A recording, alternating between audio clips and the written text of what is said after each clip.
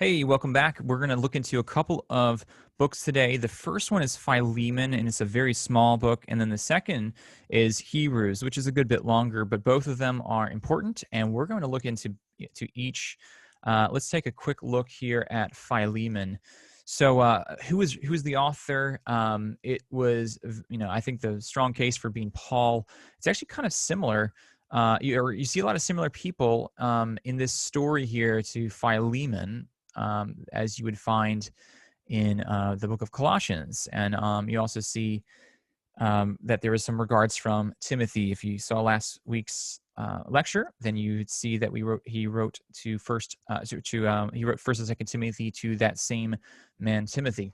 It was probably written in a similar way as a lot of these epistles were in the early '60s. So, who is the recipient? Well, actually, there are four different noted recipients to a certain extent, but the main recipient is Philemon. Paul writes in the singular, so he's not saying to you all, he's talking to a particular person primarily, and he kind of gives his greetings to these other people. Some of them that are mentioned is Aphia, which is possibly Philemon's wife. We're not sure.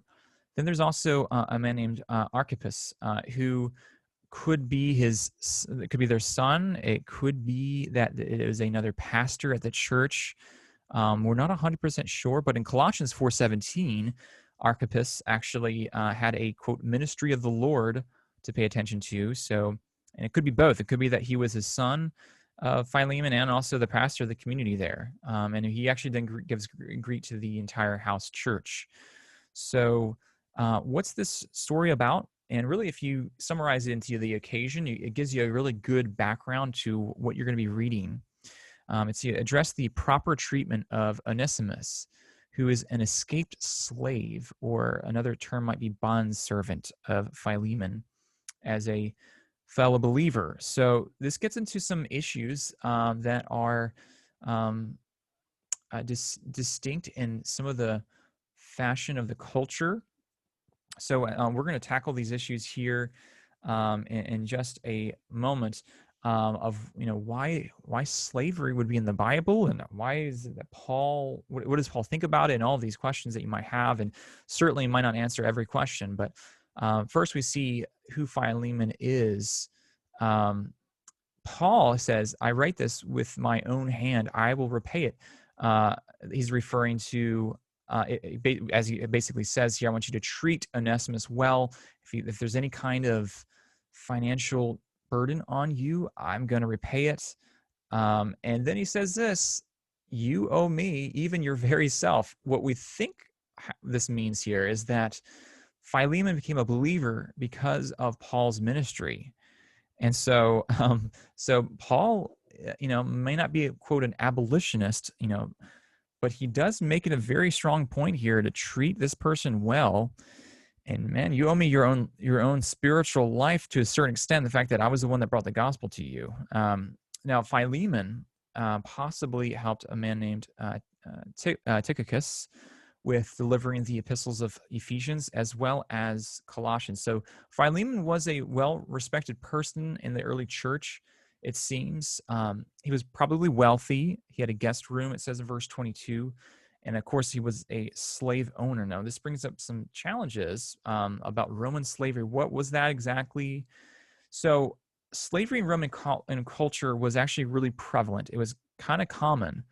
In fact, there's some instances of Christians that actually voluntarily sold themselves into slavery to release another person. In fact, during the horrific Atlantic slave trade, we actually see this having happened among some Christians even as well. Like you had, there was some group of Moravians from Central Europe that had actually sold themselves into slavery so that they could release some other people from slavery as well. Slavery in the Roman world was not identical to North American slavery. Slavery in the Roman world was not typically based on any kind of like race or ethnic thing. It wasn't always lifelong. A lot of times it was actually to pay off a debt. And really, there are a lot of cases where people would voluntarily do that for a period of, say, 7 years, and it was a way to pay off their debt. And sometimes it actually was for their benefit. It could be that they worked for a well-respected master, and the deal was is that after you complete this time of work, this time of slave labor, that there would be, and the stipulations there as far as what you would receive after that time period is up. So it wasn't frequent. It wasn't always lifelong. Sometimes it was, but it wasn't always lifelong. And it certainly wasn't based off of skin color, race, or anything like that. Although it sometimes included those elements because of subjugated people from, say, a place that had a revolt against the Roman Empire, and they were from well outside of, say, Rome. But it was definitely different than North American slavery for sure. That doesn't necessarily mean that this form of slavery was great or anything like that. But it's not. A lot of times when we hear discussions on the history of slavery, there are differences in culture, and the one that happened specifically in the more modern times was especially repugnant. I think we can agree with that. So the significance of Philemon here is that Paul encourages Philemon to no longer view his slave Onesimus as a slave, rather to view him as a dearly loved brother. Now, this is a really interesting statement because sometimes, people will see that the phrase, slaves and everything, slave and everything would be mentioned in the New Testament, and it's a very awkward feeling because of the whole history with slavery that had happened in American history and others as well. What we can see here, though, is that Paul doesn't really have like a generous view towards slavery. In fact, he encourages fellow Christians to not view slaves as slaves, but to treat them as a dearly loved brother. In fact, there is actually a strong argument to be made that Christianity in the early Middle Ages is what helped to abolish slavery in the Roman Empire, at least the post-Roman Empire. There is some argument there whether or not that's the case. But, Philemon is an interesting book, and I think we see the beauty of freedom, the wonderful thing of being liberated from slavery. That's often a phrasing that we see in Romans, for example, the slavery of the law and slavery of sin. And certainly, I think it gives us an encouragement to understand that abolitionism, say, for example, in America was a very good thing. The idea of getting rid of slavery once and for all, and hopefully once and for all, is the idea. But but we can move on into this next book here in the book of Hebrews. Now, the book of Hebrews is actually one of the most challenging books in the New Testament in terms of authorship. We actually don't know who it was. There is no listed author there as far as I wrote this, that kind of thing. Some would suggest Paul, but Paul usually says that he wrote it. Paul usually identifies himself, and the grammar doesn't really match it very well. There's a good suggestion that it's Apollos or Barnabas. Some even say Priscilla could have been her. Some would say Luke or Philip, and others. I don't know who it was, but what we do know is it seems to be before the year AD 70.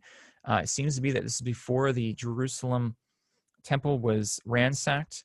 So that's the year AD 70. So it's probably in the 60s of some sort, I would guess. Who was the recipient here? Jewish Christians, possibly those in Palestine, even in the Holy Lands.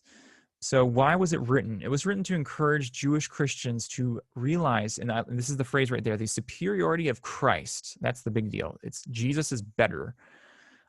He's over the Old Testament legal system, but then to also press forward in maturity despite the threat of persecution. So a few things to note introducing Hebrews.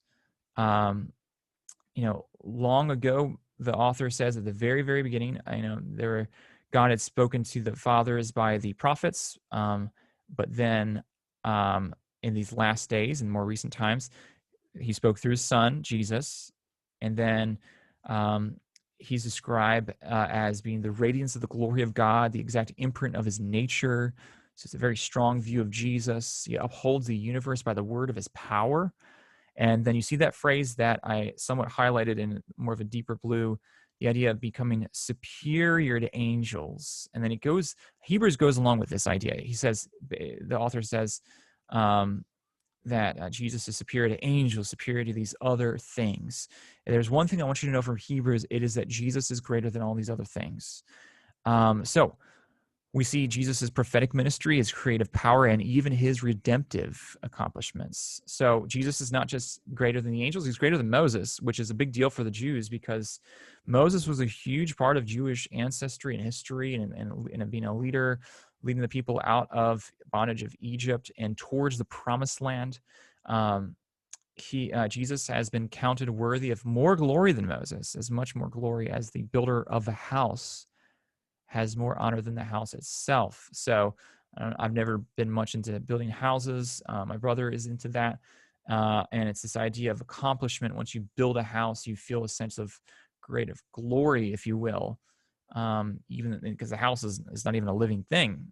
The builder is. And so it's the greater glory of the person who built it. So we get into chapter 4, and Jesus is the greater priest. He says, the author says that he is the great high priest, passed through the heavens, Jesus, the Son of God. Let us hold fast our confession, he said. The author says. What's really amazing is that he's a much greater high priest than anybody who's come before. And he also provides for us in major ways right now. Well, how so? He says, we do not have a high priest who is unable to sympathize. Rather, in other words, Jesus is able to sympathize with our weaknesses. Why? Well, because he was tempted in every respect, every way, just as we are, but Jesus never sinned. And so right now, what do we have this confidence in? Well, we can draw near to God's own throne of grace, and there we can find mercy and grace in the time of need. That should be a great encouragement to you as you read this. Now, there's this unique example of a man named Melchizedek that the author of Hebrews brings about. And Jesus is said to be a high priest forever, not just for a period of time, but forever. And he's saying that he's after the order of Melchizedek. So this is a really hard concept to really nail down exactly. But in the Old Testament, Abraham, right, Father Abraham, a very important figure in the history of Israel, Abraham offered a tithe to Melchizedek. And that was before the Old Testament sacrificial system was even established. And so there is a great deal of honor given to somebody who was not under the realm of the Old Testament Mosaic law. So it's the idea of Melchizedek was a priest forever. And Jesus is even better than Melchizedek. Now, I don't think it necessarily means Melchizedek has been alive forever, but I think it's the idea of he's in the order of Melchizedek, which is this line that's even greater than all the line of, say, Moses' brother Aaron. So he's at the right hand of the throne of God, and he ministers with the new covenant, not the Old Testament, not the old covenant under the law, but under the new covenant, which is prophesied in Jeremiah 31. So Jesus is a very high place there. And then we see that he's the perfect sacrifice. So when Jesus appears as high priest of the good things that have come, he says, then through the greater and more perfect tent, not the one that's made with hands, that is not of this creation, he entered, Jesus, once for all into the holy places. Now, not by the means of the blood of goats and calves, but by the means of his own blood, and there he secured an eternal redemption. So what is this getting at? Well, the high priest was the one who would offer a sacrifice. Jesus is both the high priest and the sacrifice as well. And that sacrifice, by the way, is even better than the blood of goats and calves. It's his own blood, and his redemption is not just to cover temporarily over the uncleanness of Israel, but rather to really cover and purchase redemption for us. So Jesus had a perfect sacrifice as the sacrifice and as the giver of the sacrifice, the high priest. Now, what's an incredible idea is that, the Jerusalem, or the Israelite temple rather, it says Christ has not entered into holy places, has entered not into holy places made with hands rather. So when he entered the holy places, he entered heaven. Now, when the Old Testament was written, right, the Pentateuch, the first 5 books of the Bible, and the instructions were given on how to build the temple, well, where did all those regulations come from? Where did all the numbers come from? It was actually coming from heaven itself. In heaven, there is an actual temple, and on earth, the one that was constructed was based off of the one that is in God's own presence. So right now, in heaven, there is a temple, and the one that was made on earth that would carry with it God's presence temporarily, for example, in the people of Israel. Well, it was all coming. That temple on earth is copied off of the temple that was in heaven. And some people actually look at this, and it actually is similar to the Greek philosophy of Plato. And I think what we can say is that it wasn't that the Bible is borrowing from Plato. I think it's Plato is borrowing from the Bible. And so it's this idea that Christ entered into heaven and in the perfect sacrifice, not the sacrifice even in the Holy of Holies on earth, but the Holy of Holies in heaven itself. Now, what kind of faith should we have in the fact that Jesus is the perfect Redeemer, that he's done everything that we need for salvation? Well, we can have confidence, and we can also have hope and assurance for the things that we do not see. So chapter 11 gives us examples of different men and women of faith. So like Abel, Cain and Abel, right? Enoch, Noah, going into the ark, Abraham, believing God and counted righteousness, Sarah, or Sarai originally, Sarah, a lady of great faith, Moses. And I love one of the people in here that's mentioned here is Rahab. Rahab was actually a prostitute, and yet she also, so she lived kind of a rough life. And yeah, she believed the men, these spies that had come into Jericho. She believed their God, Yahweh, and was given protection from the people of Israel for that. And she was also highlighted here as one of the most important people of all time for her faith. Really an amazing thing. Now, verse 13 says, all these people were still living by faith when they died. They didn't receive the things promised. They only saw them and welcomed them from a distance, admitting that they were strangers and foreigners on earth. So we're foreigners and we're strangers on earth right now, right? We are looking forward to a kingdom that will never end, where Jesus will be king. And it's this idea that we don't fully belong here right now, but we will belong in eternity.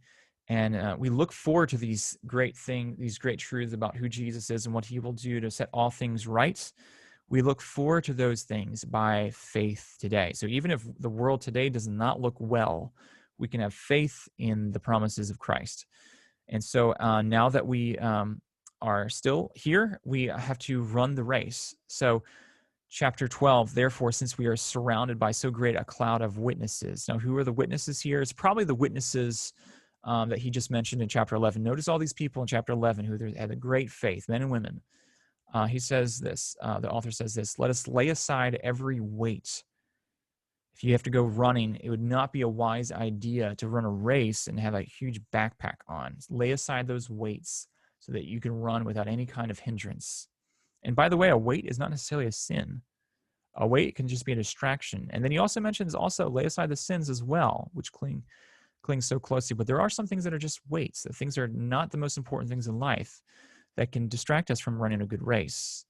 And he says, let us run with endurance the race that is set before us, looking to Jesus.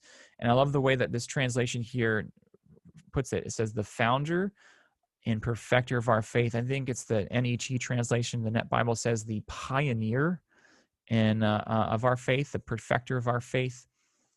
Jesus, for example, gives us the example of enduring the cross, despising the shame, but also he's set down right now at the right hand of the throne of God.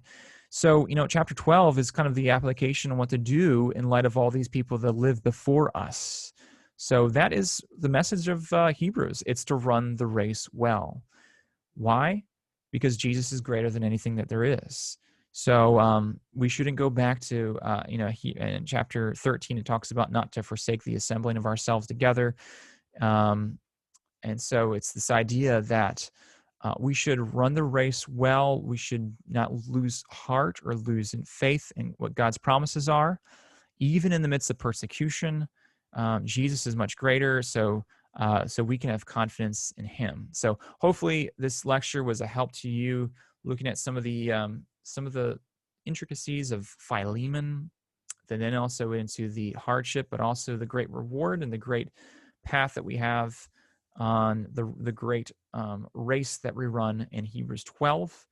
And so thank you for checking out this lecture. Have a great day.